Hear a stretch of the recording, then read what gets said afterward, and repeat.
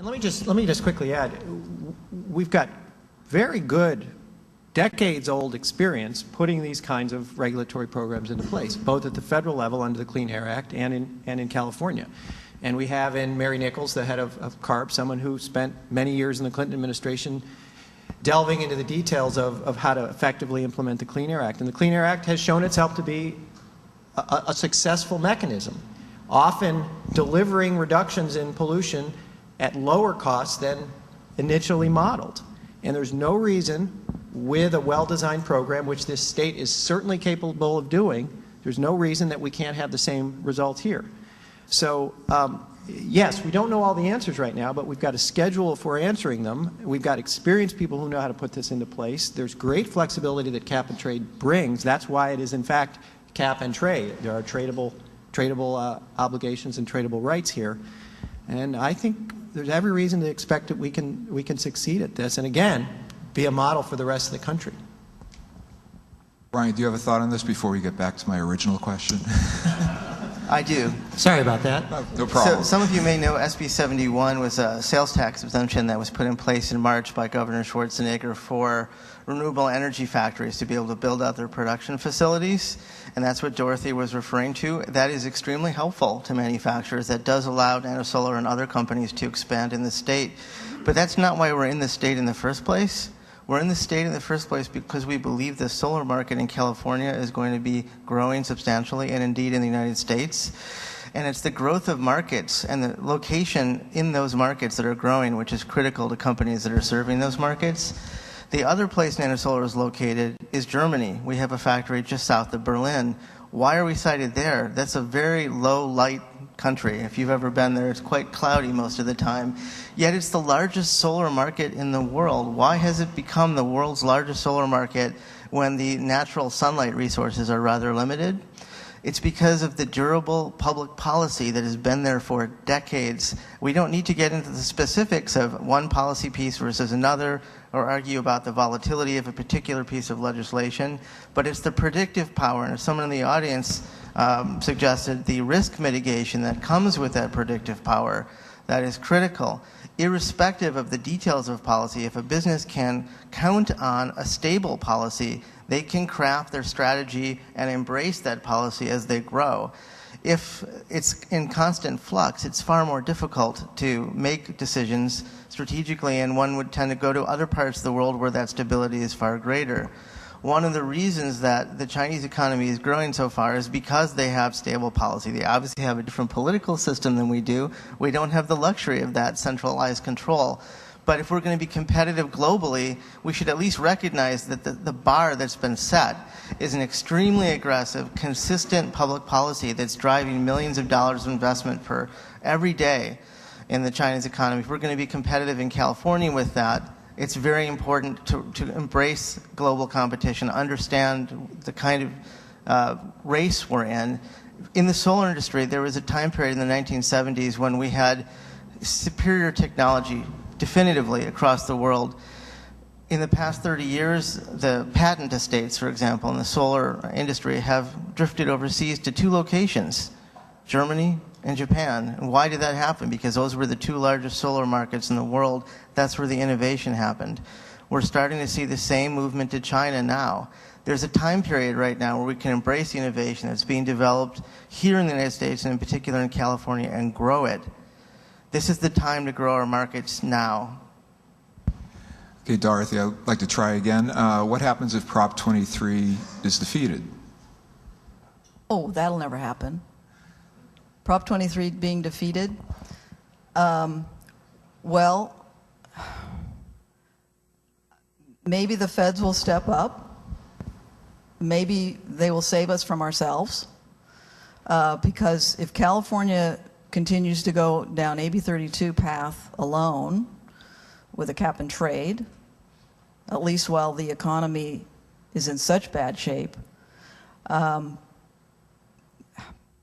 don't know. I see the trends continuing to go down so far as California manufacturing is concerned. There may be bright spots associated with mandated policies that require companies to buy certain technologies, and therefore those technologies do grow in the state. But that's not sustainable. We do need a national policy. We need an international policy. And when AB 32 was passed in 2005, that was kind of the idea. Remember, Bush was still president. We thought we'd get another president. There would be this sort of, Copenhagen was not yet, that hadn't happened yet.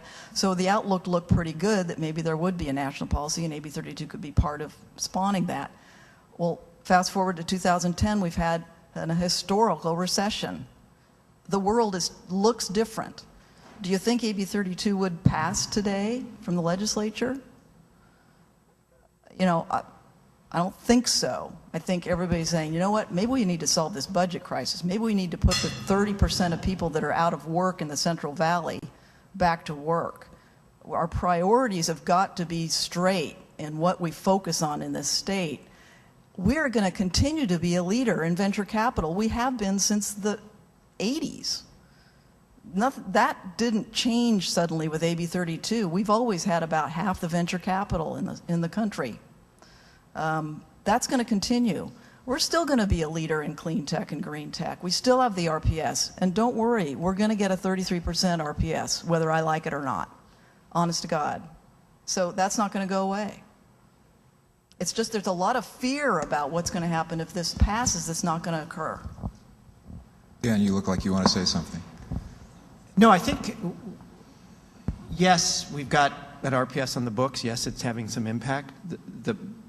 The wisdom of a broad economy-wide limit on emissions is that actually we may end up with more economically driven decisions about how to cut energy use and how to reduce emissions. It may in fact drive us to lower cost opportunities like efficiency in buildings and industry. I'm a big fan of a renewable energy standard. We're advocating hard in Washington and have had recent breakthrough with now bipartisan support. A number of Republican senators have now come on board in the last 2 weeks for a national RES. Very important policy mechanism, but the beauty of cap and trade is that you get a lot of this change in the energy economy done in an even more flexible, arguably cost-effective mechanism because you find the cheapest opportunities, whether it's in transportation or buildings or power generation or fuels, and you let those shine. So I think from an economic perspective, we know we've got to control these emissions at some point, sooner rather than later. We know this is this is a global problem. These problems take time. The Nuclear Non-Proliferation Treaty, the longest sought, hardest fought treaty in global history, took 30+ years to get. These are not easy problems to fix, so we're going to have to do something. California can not only step up and be a leader, but I think we can really benefit from the economic upside of taking this kind of action. Anthony, what happens if Prop 23 goes down? So again, I won't speak specifically to the proposition, but in terms of if we were to lose AB 32 as a policy, I think I agree with what Dan was saying in terms of the signal that would send both here within the state and to the rest of the country. I think, so if you follow that logic, which would say that might push out action on climate, well into the future, I think one thing we have to recognize is that the impact to California will be significantly exacerbated environmental and economic damage from climate change. I mean, we have, again, if you look at the expectations in terms of the impacts to the state, the other thing we've done here in California is a really good job trying to really understand and appreciate the specific impacts to the state of California that would accrue from climate change. Sea level rise, changes in precipitation that would affect the snowpack, which also affects water storage and conveyance, impacts to higher temperatures that would exacerbate peak loads from air conditioning, longer fire seasons, and the negative impacts that would have. This is in the trillions of dollars of potential economic impacts to the state if we let this problem go on unabated. Certainly that's one of the major things that's driving at least my desire to try to actually accomplish the goals of the program. I want to, if I might, just give two really quick examples of why I think this program should be sustained. It's refrigerators and cars, and I think they both tell a couple of different parts of a story. The first is refrigerators. Back in the 70s, California proposed efficiency standards for refrigerators. The industry went crazy. They said it's going to completely decimate the industry. We're going to lose 3/4 of the product. Everybody, this is going to be bad for the state of California. They went ahead anyway. They put in place the standards. Lo and behold, the sky didn't fall. 25 years later, 30 years later, what happened? Refrigerator energy consumption went down 75%. Real costs in real dollars went down 50%, and size and amenities continued to increase. Basically, the certainty of that performance standard, which was ratcheted down slowly over time, and this is the other component of AB 32. This is not a shock to the system. All of these policies, if you look at the trajectory of their implementation, they start out very modest. Even the low carbon fuel standard doesn't really start to bite until 2015. The cap and trade program is a wonderfully flexible policy tool that allows you to sort of bank and borrow and trade to offset any particular individual party's costs.